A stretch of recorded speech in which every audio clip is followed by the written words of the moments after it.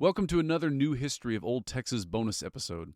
So on the heels of the anniversary of the Battle of Medina, and on the heels of some exciting progress in our search for the battlefield, I thought I'd share with y'all here a talk that I did earlier this year.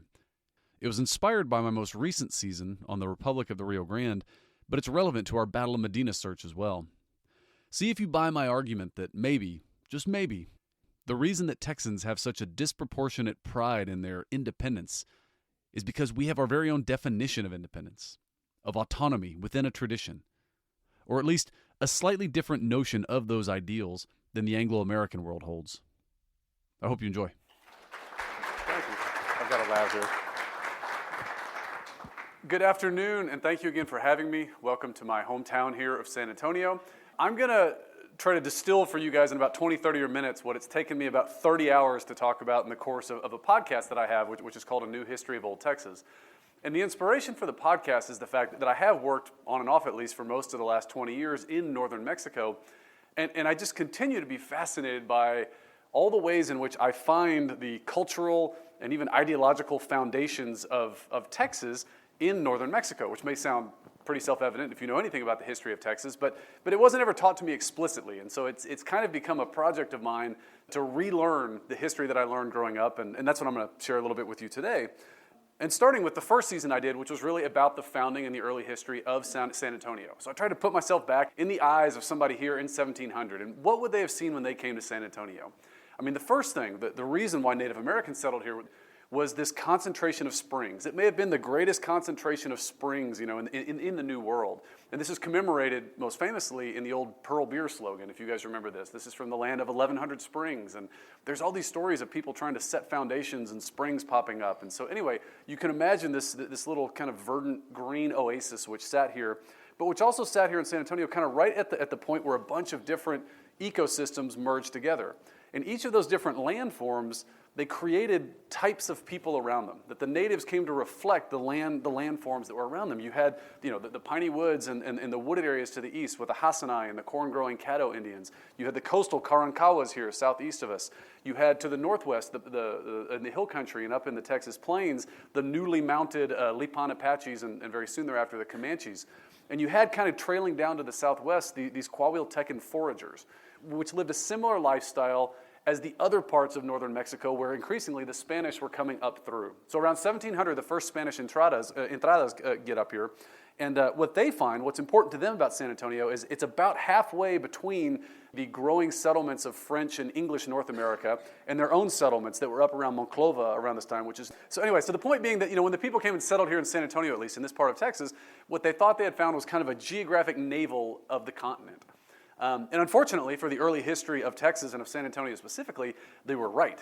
For the first 150 years of San Antonio's history, it's the most contested point on the continent. So every 5 or 10 years, there are these really horrific raids and battles that go back and forth.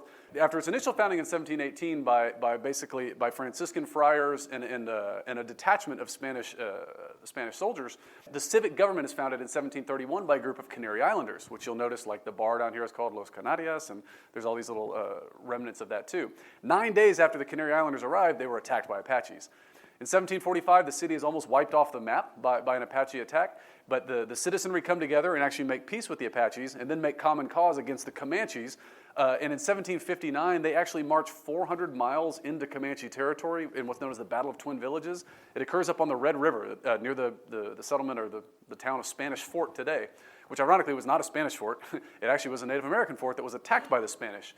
But this is an interesting example, too, of historiography kind of gone awry, that if you read about this battle, or if you read about this battle in 4th grade or 7th grade or something like that, you probably read about the Battle of Twin Villages as kind of a failed Spanish expedition. But it wasn't. The guy who came after the Spanish colonel who led it gave that impression because it was in his interest to do so. Never underestimate bureaucratic pettiness in history or at any level.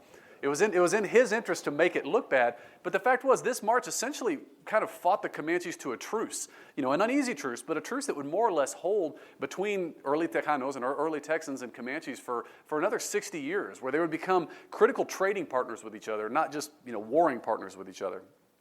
But the really interesting thing about this too is that in the same way as kind of the land had shaped the natives that had been here before, it comes to shape the Tejanos that are starting to live here as well. And they become, because they have to be, incredibly tough, just like the natives who had preceded them. And they become all of this with very little help from a very distant Spanish government to which they nominally owed allegiance. And part of what this had to do with, I think, is that Spanish royal authorities, they didn't really know what to make of this, quote-unquote, ragged band of men of all colors, end quote. Early Texas was a caste-defying mix of Native Americans, of Spaniards, of Franciscans, of Canarians, of a not insignificant number of Afro-Tejanos or Afro-Mexicanos also, particularly in the Rio Grande Valley and even in parts of San Antonio. If you believe some of the earlier census designations that they talk about, at one point something like 2/3 of early San Antonians had some African ancestry. But what starts to happen in this incredibly isolated spot up here in Texas is that you start to develop these proto-democratic institutions. You start to develop some really kind of functional representative civic government. And again, too, this kind of confounded and confused Spanish viceregal authorities and stuff. And I've thought about this in the context of Frederick Jackson Turner's famous frontier thesis, which postulates that the frontier creates a certain kind of person that is uniquely inclined toward representative government and needing something like that. And the theory's gone up and down over the last 100 years in popularity. But I would note that San Antonio and early Texas gives a pretty good argument in favor of that. And it's an interesting argument, too, because if that theory is to have any validity, it can't be that it just works on Anglo-American people. It has to work on people of all backgrounds. And so interestingly, San Antonio and early Texas seems to provide some of that. But I guess I want to clarify, too, that this form of proto-democratic government, this form, frankly, of civic tolerance that starts to develop, it's not a kumbaya, drum circle, postmodern kind of warm and happy feelings. This is still a tense world. This is short lifespans. This is a tough place to make a living. But the way I described it is, it's something like some kind of tolerance born of toughness. It's a tolerance derived from the very harsh realities in which they're living. There's not enough time to invent grievances in this kind of setting, that it's not productive, it's not useful. And so to the extent that as long as you've got my back when stuff gets really bad, you can do you however you want. That's not going to be my business. And this is how you end up with this really interesting mixed society, this is a statue in front of the Bexar County Courthouse, which kind of represents these different streams that informed and founded early San Antonio of the Franciscans, of the first soldiers, of the Native Americans, of the friars. And so as I say that out loud and as I start to think about tolerance with toughness in this, I at least start to hear kind of the foundations of a very recognizable Texas creed and kind of a recognizable set of Texan ideals.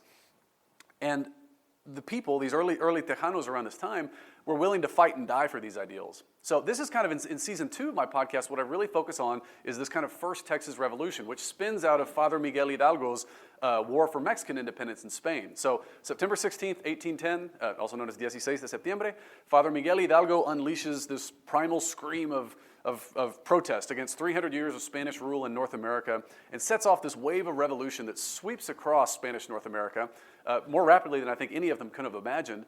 And so by January, so what was that, 4 or 5 months later, San Antonio has even been affected by this. And San Antonio launches its own little revolt, which comes to be known as the De las Casas Revolt.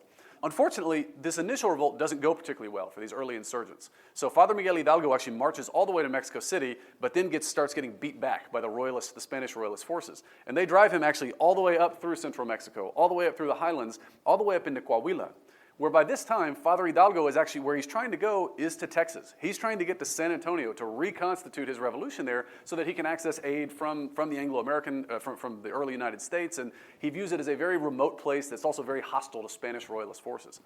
Alas, he doesn't make it, and of course he doesn't know by this time either that San Antonio has suffered its own counter-revolt and has fallen back into Spanish royalist arms. And in March of 1811, he's actually captured in Coahuila and carried off for execution. But 4 days before that happens, he anoints a gentleman by the name of José Bernardo Gutiérrez de Lara, who's a revolutionary from the Rio Grande. He anoints him as his emissary to the United States. He's the one who's going to carry the torch into Texas and try and raise resources in the United States to continue this fight for Mexican independence. And so Gutiérrez de Lara, over the course of the next year, undergoes this incredible journey that sees him traveling basically on foot to Washington, D.C., to Philadelphia, actually. He's having to kill, the Spanish king sends assassins to try and kill him, and he has to, and Gutiérrez de Lara turns around on them and actually ends up getting the jump on them and killing them. As he says in his memoirs, I don't carry my arms to play with. So, I mean, he's a tough guy. And in August of 1812 finds him back on the Sabine River, where he's amassed a very small, about 300-man mixed force of Anglo-Americans, of Tejanos, and of Native Americans, who in August of 1812 march across the Sabine and capture Nacogdoches. They capture Nacogdoches. From there, they march on down to Goliad, and they, in like a 5-month-long series of battles, of siege and counter-siege, they actually defeat the Spanish royalist forces in Goliad, march up into San Antonio, and defeat them in March of 1813. And so, by 1813, this little ragtag force has rid Texas entirely of any Spanish royalist presence. And on April 6th, 1813, they actually declare the first independent state of Texas. So this is a copy of the first Texas Declaration of Independence. This is from the Archivo General de la Nación, the National Archives in Mexico City. And it's a really, really amazing document. And I want to read for you kind of a few lines from it, because I think you'll recognize some, and there's some lessons we can draw from it. So it opens, quote, "Nos el pueblo de la provincia de Texas," which is, we the people of the province of Texas, swearing by the supreme judge of the universe the rightness of our intentions, declare that the binds that have held us beneath the domination of European Spain are forever broken, that we are free and independent, that we have the right to establish our own government, and that going forward all legitimate authority rises from the people, and to the people alone belongs the right to govern. That from here on out we are forever free of duty or obligation to any foreign power. A decent respect for our own dignity and the opinions of the world requires that we relate the causes that have brought about this measure. And so what I hope you hear in that, you hear echoes of the American Declaration of Independence.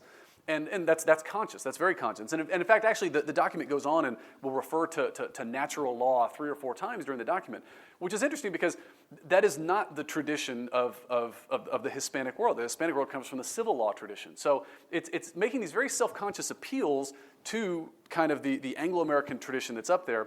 But the document shifts about halfway through. It shifts through and it does start talking about the derechos sagrados del hombre, the sacred rights of man. It starts making direct appeals to the civil law tradition. And it cites a list of grievances, which is going to sound very familiar to anyone who's read the 1836 Texas Declaration of Independence as well. These are decidedly local grievances, and these are long-held grievances too.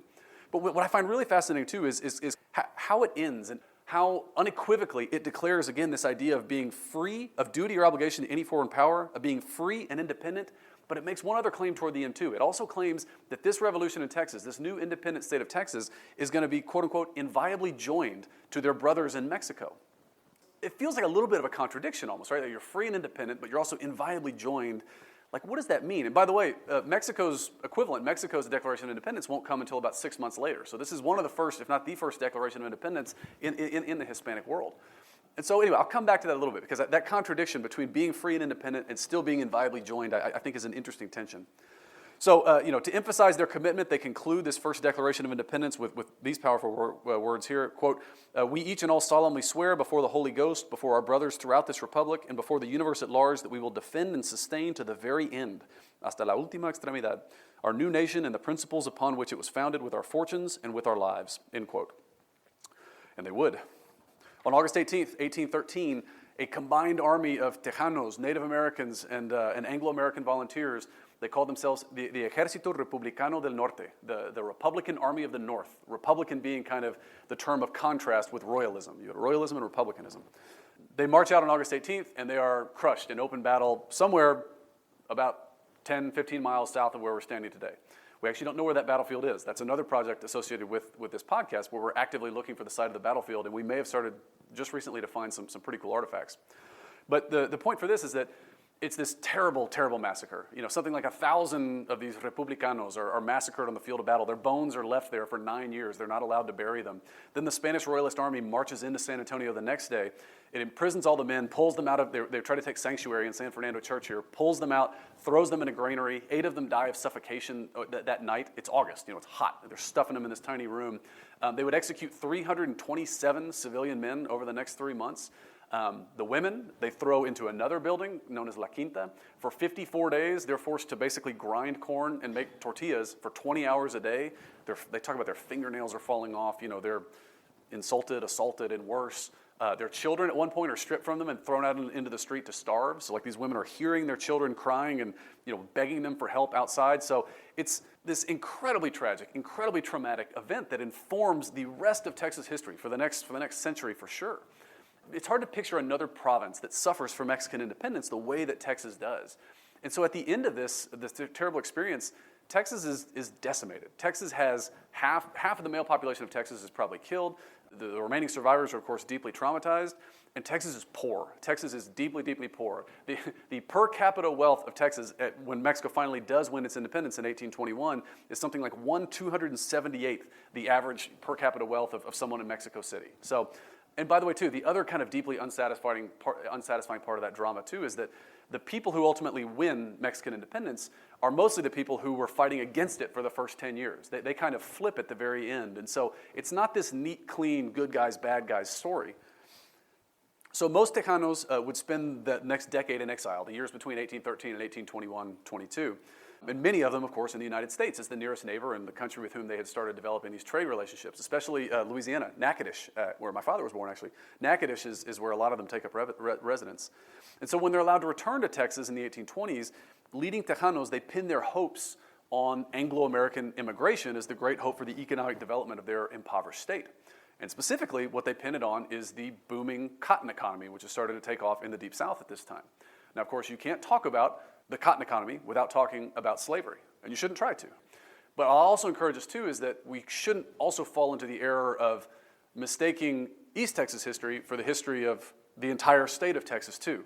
Because there's other things going on that Tejanos are doing in other parts of the state that are working as a part of a larger vision that they have. And the best articulation of this larger vision I've heard is in this book here. It's from Lorenzo de Zavala, who becomes the first vice president of Texas. And he writes this book called Viaje a los Estados Unidos de Norteamérica. So 1 year before Alexis de Tocqueville goes on his famous journey around North America that becomes that famous book, Democracy in America, de Zavala does the same thing. And he writes what, for me, frankly, is a much more insightful account of this and much more relevant for us as Texans. If I had my way, I would replace de Tocqueville in Texas schools with this one. I mean, a French aristocrat versus like a first vice president of Texas, this is just much more relevant, it seems like, to the experience that we end up living. But he has this incredible passage where he talks about kind of this grand vision that they have, is that what Tejanos really want to do is create a, quote, mixed society of the American system and the Spanish customs and traditions, which would eventually represent the triumph of the New World over the tired ideas and prejudices of the old. With the goal of doing that, they were able to stomach a lot of political and moral compromises that are difficult. But it's a vision whose boldness I think Texas and Tejanos don't get enough credit for, because the idea of marrying the political system of one society with the cultural foundations of another, it's no small thing. And it requires a certain form of tolerance, again, a certain form of tolerance born of toughness. Well, and also toughness too, because they were going to have to fight to make it a reality. So given all this background, given this ideological background, it should be no surprise that Tejanos, led by Juan Seguin, were among the first to march down into Coahuila in 1834 with kind of the first centralist and Santa Anna-led usurpations of some of the old Constitution of 1824. It should be no surprise that Tejanos actually served in greater proportions to their population than Anglos did in the coming battles to follow in 1836. And it should come as no surprise either that they were the critical rear guard during the famous runaway scrape. They were the critical eyes and ears following Santa Anna until he set up camp on the San Jacinto Creek on April 21st, 1836. And one of my great illustrations of this is, this list here is the list of the Tejanos who fought at San Jacinto under Juan Seguin. And the names in bold are people, it's the same list, but the names in bold are the people who had direct ancestors who fought as a part of the Republican Army of the North in 1813. The ones who are underlined are people who had direct ancestors who were leaders of the revolt in 1813. And by the way, there's two more there. You see Arriola and Barcinas. I just can't find more information about them, but they were born in San Antonio in 1806. I am certain they've suffered in some way through the horrors of the aftermath of the Battle of Medina. I'd lay odds that they probably too have some connection to this. But the point being that for these Tejanos, this second Texas Revolution in 1836 or whatever, it's not a new fight, it's a rematch. And especially if I tell you that some of the names of the people on the other side in 1836 who had been royalists, some of them at the Battle of Medina, most famously Santa Anna. Santa Anna had been a first lieutenant on the royalist side during the Battle of Medina, but other ones too, Urrea, Filisoa, Ugartechea, all these other famous kind of officers in Santa Anna's army in 1836 had been royalists before this too. And so it's also not an accident or not a coincidence, I don't think, I can't prove this, but I don't think that when it comes time to choose a name for this new republic in 1836, they very consciously go with this phrasing of the Republic of Texas, which we don't think twice about now. But this chart is kind of cool. So this is a tool called Ngram Viewer on Google. You can go back on Google and basically search the occurrence or the appearance of words throughout all the millions of books they've scanned since the beginning of written history. And what I want you to note here is that the red line is the search history for, if you look for República de, in other words, the Spanish form of Republic of. The blue one is the English version, Republic of. You will note that in the 1810s and 20s, República de becomes just every revolution in the Spanish-speaking world is a República de something, And so it's not a coincidence then. And it's descended from this term, republicanos, this idea. It's an anti-royalist term is what it is. I don't think it's a coincidence that they go back, that when they're founding this republic in 1836, and they hearken back exactly to this kind of language, which comes primarily from the Spanish-speaking world. But not long after the Republic of Texas begins, you start to see some friction, some fraying of this relationship, of this critical alliance between Old Tejanos and Anglo-Texians. And in fact, there's the anecdote from the first day of the siege of the Alamo that I've often thought back to when I think about this. The way the anecdote goes is that Jim Bowie and Juan Seguin are composing a letter to send out to Santa Anna. And by this time, Jim Bowie's already fallen sick. He's got kind of a trembling hand, so he can't write. And so Juan Seguin is basically kind of writing. He's the dictator. He's the penman. He's the one who's writing this stuff out.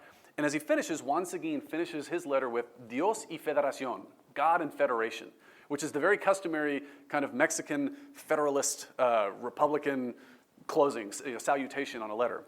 And Jim Bowie, though, scratches it out, and you can see a copy of this letter online, and with his kind of trembling hand, he writes Dios y Texas, God and Texas. And so when I hear that, or when I heard that at least growing up, I always thought of that as like, that was the great moment where they realized what they're fighting for, this independent Texas. But what you never get in that anecdote is like Juan Seguin's response. I mean, is there actually some deep or even tragic foreshadowing here of some kind of misunderstanding or misalignment of kind of what these two groups are fighting for? And what I'll argue is we actually do have kind of a control case to study this and to try and get an idea for this. And this is what I covered in the most recent season of my podcast, the Republic of the Rio Grande. So another way to think of this is it's like a third Texas Revolution in a way too. So the short version, in 1838, after the Centralist Army is defeated at the Battle of San Jacinto, they retreat to these cities along the Rio Grande, which are primarily on the Mexican side of the Rio Grande today, except for Laredo, which was founded on the northern side. So the army kind of retreats to these cities along the Rio Grande, and they become just a total burden, just a total pain in the neck to all of the locals who are living there because they're requisitioning things, they're having to tax things, they're taking livestock or whatever. And so eventually by 1838, they get fed up with this, and partly inspired by the example of what Texas had done, a couple years earlier, they declare their own revolution. Led by this guy, Antonio Zapata, who's an Afro-Tejano, of part Native American descent. He declares this Republic of the Rio Grande and conducts this incredible military campaign that basically keeps like 4 Mexican centralist armies at bay for at least a year while they establish this government. They actually declare it up on the Nueces River in 1839. It ends tragically, and it ends with Zapata being executed. It ends with the movement put down. The reason I find it interesting is that it has a lot of parallels to the Texas Revolution of 1835-36. In fact, you've even got a lot of the same players in it. Like Juan Seguin actually figures kind of prominently here. You've got a lot of Anglo-Americans involved in the same way, Anglo-Texians. Except the Anglo-Texians never quite become the controlling force in this movement. In Texas in 1835-36, Anglos by that point were at least 80% of the population. Well, that's not the case in the Rio Grande at all. They were there minorities at that point to the extent they were there, and a lot of them were there primarily as mercenaries in this conflict. And so it remains kind of a Tejano-led movement. And throughout that movement, even as they're fighting these centralist armies from Mexico City, even as they're forming a new government, they're always kind of refusing to secede from the larger Mexican Confederation, the Mexican project. And again, it goes back to that tension that we identified in the 1813 Declaration of Independence of like, what are you trying to do then? What are you trying to establish? You're trying to establish a new government. You're trying to become somehow independent, but why aren't you declaring your independence? And again, this becomes kind of the downfall of this movement because foreign nations can't support civil wars. So they can't support sides in a civil war. But if the Republic of the Rio Grande had really openly declared itself as independent, could that have changed what they could have gotten support from the Republic of Texas or from the United States or something like that? But they clearly didn't want to. And I don't think it's an accident. I mean, I think partly it's drawn from some frustration, from some dissatisfaction that Tejanos in Texas are feeling by this time with the experiment of the Republic of Texas. I'm going to back up to try and describe where I think maybe it comes from or something. So I have this idea from growing up anyway that like the Anglo-American notion of independence is very much tied to this idea of a fresh start. It's a clean break. We're going to break with the tired monarchies of Europe and the failed states of whatever, and that's part of the compromise. You come to be a part of the American experiment, but it means you got to kind of cut off what you can bring a little bit. You can have a holiday or two or something like that, or like a parade. But in general, you got to kind of cut it off and start fresh here. But that's not what the Tejanos are going for in 1813 or 1836 or in 1840. In fact, Lorenzo de Zavala even says it, very openly in that quote I read earlier. But what they're after is a mixed system. They want a mixed system of the kind of American political system and Spanish customs and traditions. And so what I argue is what it seems they're really after in 1813 and 1836 and 1840 is this idea of autonomy within their tradition. Not independence from tradition, which maybe is kind of an exaggeration of like the Anglo-American version, but it's autonomy within their tradition is kind of what they're after.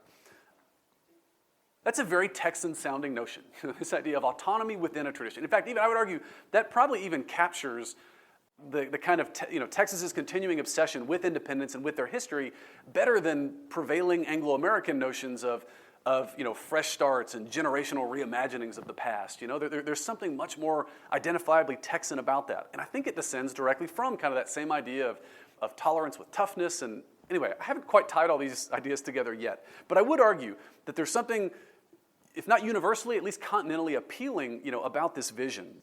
This ideal of Texan toughness and tolerance and autonomy with tradition makes it a beacon for other people too. The example of this is basically for Mexico's various revolutions. In 1857 with Benito Juarez, he's going to come to Texas. He's going to come to El Paso basically to set up his base of operations. In 1910, Francisco Madero, we're in the Madero room right now, okay? This is perfect for this. Francisco Madero comes and writes his famous Plan de San Luis de Potosí in San Antonio, despite its name. It was written in San Antonio. He wrote it at another hotel, which is no longer there anymore. But anyway, the point being, they come to San Antonio, they come to El Paso, they come to Texas to expand on kind of, or to promote this vision of independence. And I'd also argue, too, that I think the other recognition that society gives for the appealingness or the attractiveness of this kind of Texan ideal is in the cowboy, is in the image of the cowboy. And I have the kind of ridiculous image of, this is from 1876, 79, no actual cowboys dressed quite like that, but the point is, even in the late 1800s, they're emulating, they find something cool about this idea. And granted, the cowboy's a more complicated image now because of ways that he's been purposed and repurposed and things like that. But I still think it is best, that was always what he was meant to represent somehow, was the balancing of these really tough ideals to square together, of tolerance with toughness, of autonomy within tradition. And I still, frankly, if you ask me, I think they're ideals that we could be proud to have define and differentiate us and serve as kind of a vision to guide us into the future as well, too. Thank you, guys. Oh.